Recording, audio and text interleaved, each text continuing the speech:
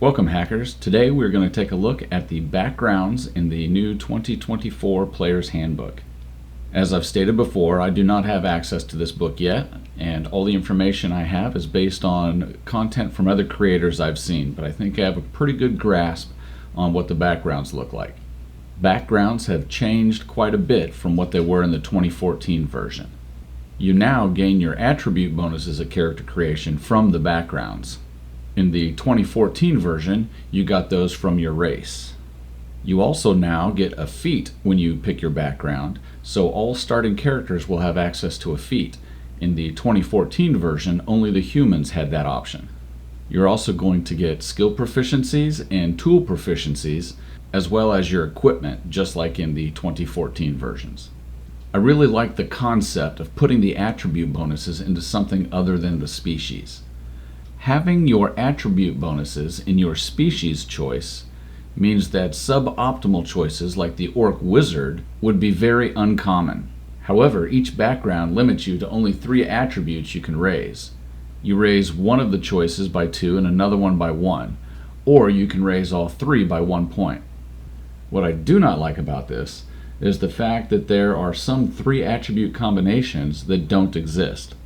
There's 16 backgrounds and 20 possible combinations of attributes. Is it super limiting? Well, not really, but there are some combinations I've used in the past that don't work now. We will get into that a little more later in the video as we look at each one. The addition of a feat at level 1 is also a great addition. Humans were so popular in the 2014 version of the book for the very reason that they got a feat, and some feats are incredibly powerful. However, again, I think they were a little short-sighted. Each background only allows a specific feat. It is possible you really want a certain feat, but the background that includes that feat doesn't have the attribute bonuses that your character needs. This is also something we will discuss as we look at the backgrounds. One last thing before we look at the backgrounds, though. I believe that there is something mentioned about options in the Dungeon Master's Guide for making custom backgrounds. Honestly, this should have been the default in the first place, but I don't know why they wouldn't be included in the Player's Handbook. It is an option for players to create their characters. I understand it is supposed to be at the Dungeon Master's discretion, but isn't everything in the game? Player options should be in the Player's Handbook, period. It also must be stated that I don't have that book either to even see what it looks like, so maybe all my concerns are moot. But until I see it, I'm still concerned. So let's take a look at the backgrounds.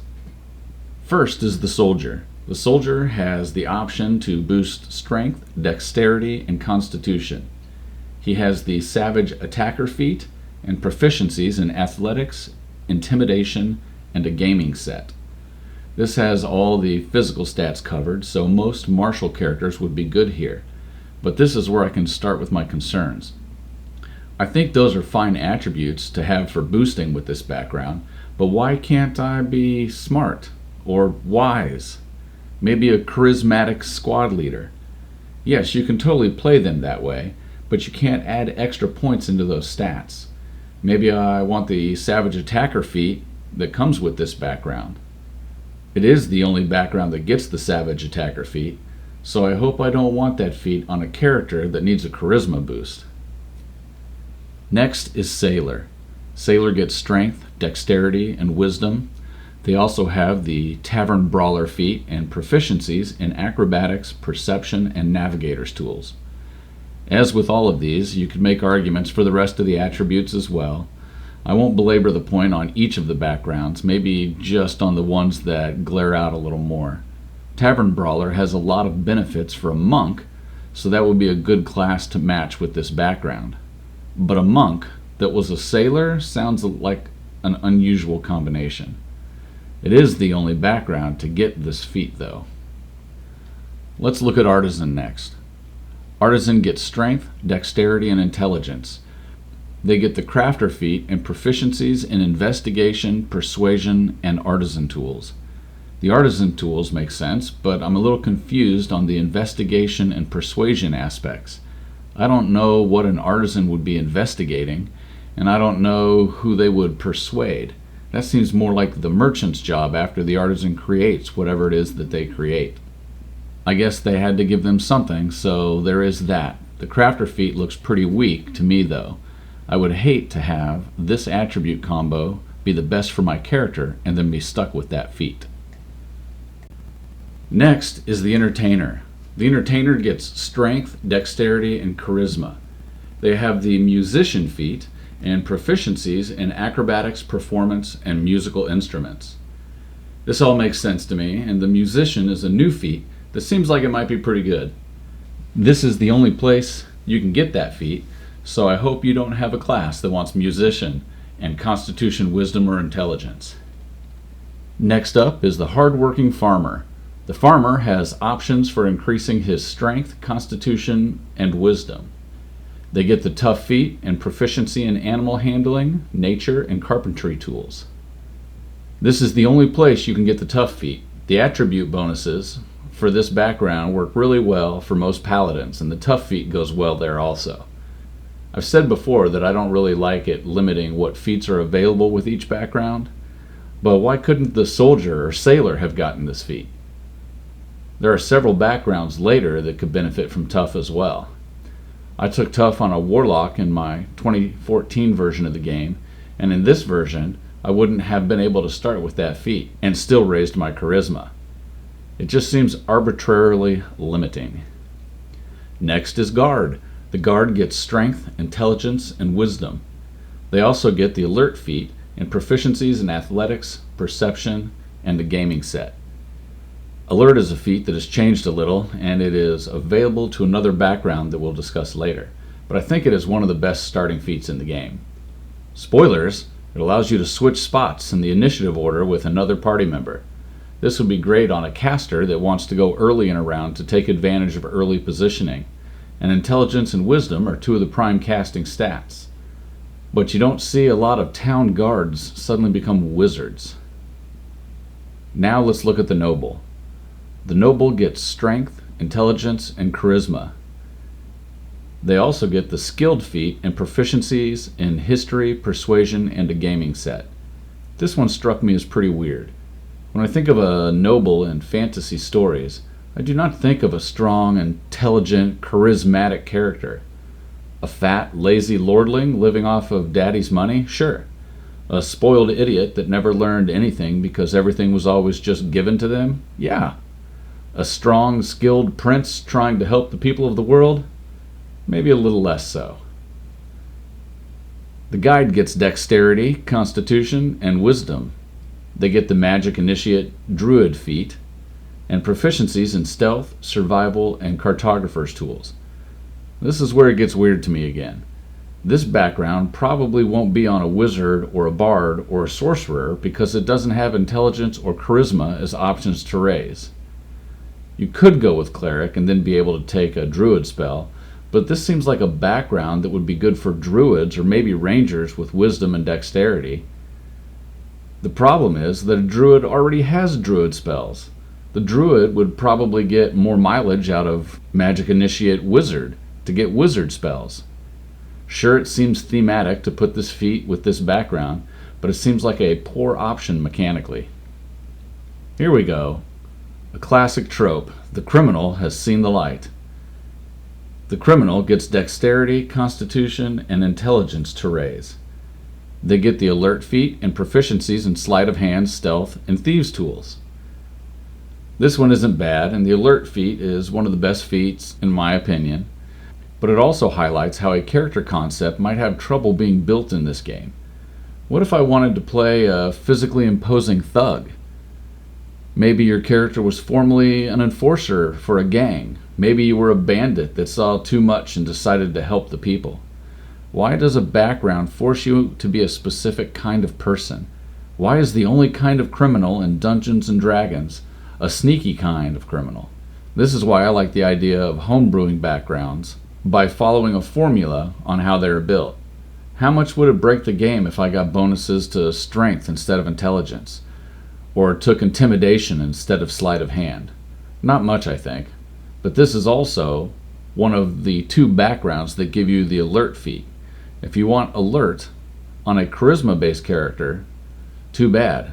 Neither of the backgrounds that provide alert allow for you to raise charisma. On to the charlatan. The charlatan can add points to their dexterity, constitution, or charisma.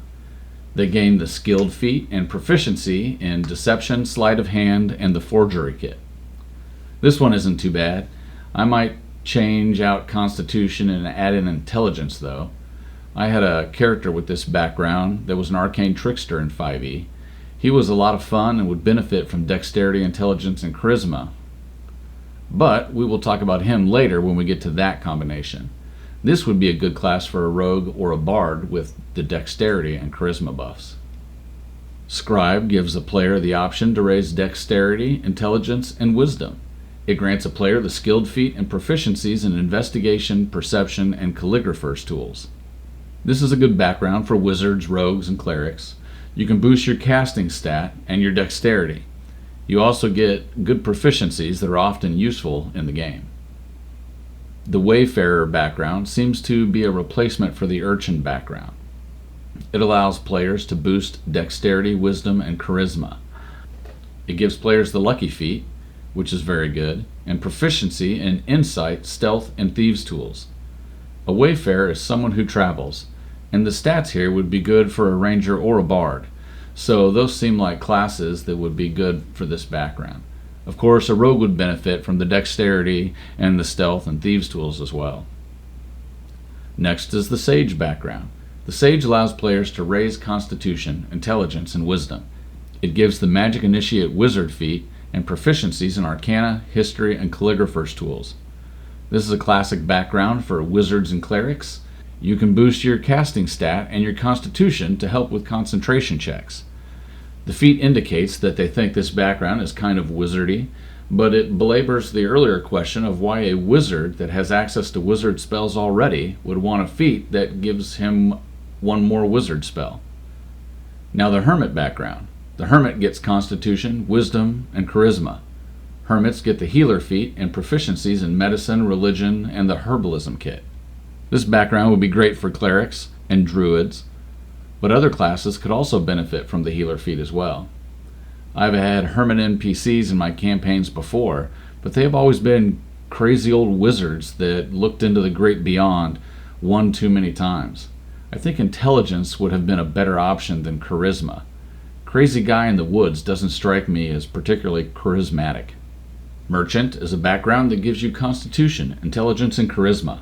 You also get the lucky feat and proficiencies in animal handling, persuasion, and navigator's tools. Wizards, sorcerers, and bards can benefit from the casting stat boost and constitution boost to help with their concentration checks.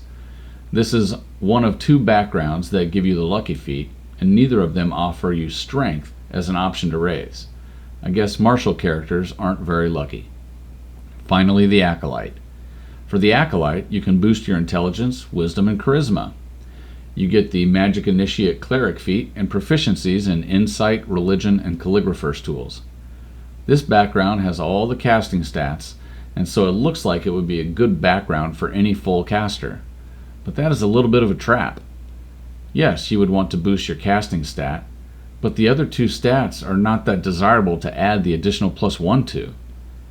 You would much rather have extra dexterity or constitution. Also, if you're a cleric, why would you grab this background to get the feat? As we mentioned earlier, you already have access to those spells. So those are the 16 backgrounds available in the 2024 Player's Handbook. But as you can see on this chart, there are 20 different combinations of the three attributes. If you want to go with the +2 in one stat and +1 in another stat, then you're covered. But what if you want to go with a +1 in 3 different stats? There is no background that gives the following combinations: Strength, Constitution, and Intelligence, which might make for a good Eldritch Knight; Strength, Constitution, and Charisma; Strength, Wisdom, and Charisma could make a good Paladin; and finally, Dexterity, Intelligence, and Charisma. As I stated before, that is a stat combination that was for one of my favorite characters I've ever played. An arcane trickster that was a charlatan in the old system and traveled around either tricking people with spells or with his persuasion. I really hope the Dungeon Master's Guide has an easy method for allowing players to pick their own options. The playtest had it where the players could pick the 3 stats themselves, then pick a feat, skills, and tools. This seemed fair and balanced and let players pick a background that most fit the character concept they had. The current method makes it difficult for a metagamer to build the character with the mechanics they want and a background that fits the character concept. Let me know in the comments below what you think about the backgrounds in this edition. Do you like having the stats in the background? Do you like gaining a feat? What are your thoughts on letting characters homebrew their own backgrounds? If you liked this video, please like this video and give it a thumbs up. Maybe subscribe as well so that as I put out more videos, you'll be notified. And until the next time, keep on hacking that dungeon.